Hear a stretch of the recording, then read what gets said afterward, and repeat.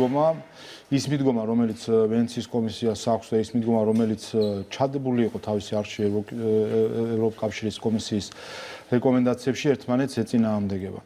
დღეს მართალი იყო განცხადება ევროკავშირის დელეგაციის წარმომადგენლების მხრიდან, რომ ევროკომისია ეთანხმება ვენეციის კომისიას, მაგრამ ასე მარტივად არ არის საკითხი და რა თქმა უნდა, ახლა არ არის ისეთი საკითხი, რომელზეც ესე სიტყვებით განცხადებებით შეიძლება საქართველოს პარლამენტი იქნება თუ საქართველოს საზოგადოება ხან იქით ერთ მხარეს გაწიონ, ხან მეორე მხარეს. საქმე არის რაში, რომ თავად ეს ასე ვთქვათ გაუგებრობა უპირველეს ყოვლისა გამოიწვია თავად ევროკომისიამ. ეს უნდა აღიარონ უპირველეს ყოვლისა.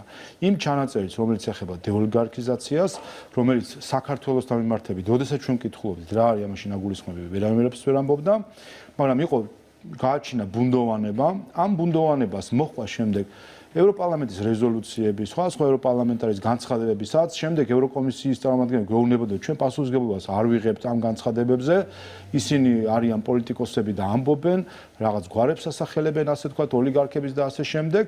ანუ ფაქტობრივად ჩვენ აღმოვჩნდით სიტუაციაში, რომ ერთის მხრივ დეოლიგარქიზაცია როგორც რეკომენდაცია ჩაიწერა, სადაც ევროკომისია არაფერს არ განმარტავდა და მეორეს მხრივ ევროპარლამენტარების ხელით თუ პირით ხან ბიძინა იმაშვილზე ამბობდნენ, რომ ის უნდა იყოს ამისი ობიექტი და ხან რასაუნდა, ხან რას. ამიტომ ასე ქვეყნის მიმართ მოპყრობა არ შეიძლება. ჩვენ გვახსოვს, რომ დეოლიგარქიზაციაზე აი კონკრეტული ავტორიც ევროპარლამენტარი, რომ დებიძინიზაცია უნდა იყოს ჩაწერილი და ანუ ეხა რა გამოდის, რომ საერთოდ ეს კანონი არ არის საჭირო და ევროკავშირის უკანონია. ამიტომ ამბობ, რომ ასეთი განცხადებები, რომ ჩვენ არ გულისხმობთ პერსონალურს და აი ვენეციის კომისიის დასკვნას ვიზიარებთ, არასერიოზულია.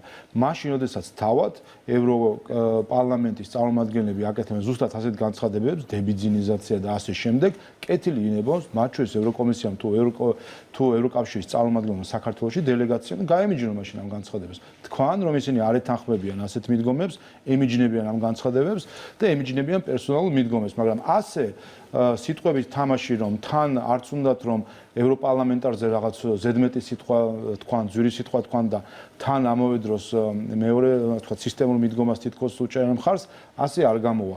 და მეორე საკითხი, მეორე რაც შეეხება სერიოზულ მიდგომებს, რატომ მოუწოდე მე ევროკომისიას მათ შორის, რომ როდესაც კანდიდატის სტატუსის მინიჭების საკითხი იყო, ყველას გვახსოვს, ხომ პირდაპირ ეთერში უყურებდით, ევროკომისიის პრეზიდენტმა თქვა, რომ უკრაინასთან დაკავშირებით შეაქვა უკრაინა ამ კანონისთვის ერთი და მეორე მოუწოდა ამ კანონის იმპლემენტაციისთვის. და მათ შორის რეკომენდაცია, რომელიც უკრაინის მიმართ არის ჩაწერილი, ერთ-ერთი პუნქტი ეხება ამას, რომ აი ეს კანონი რომ გაქვთ მიღებული, მისი იმპლემენტაცია განახორციელოთ.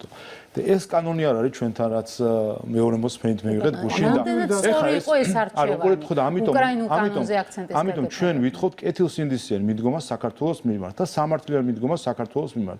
ჩვენ ვთქვით, რომ ერთი რომ კანდიდატის სტატუსის ანმონიჭებით ეს იყო უსამართლო გადაწყვეტილება და მეორე უსამართლობა არის აქაც.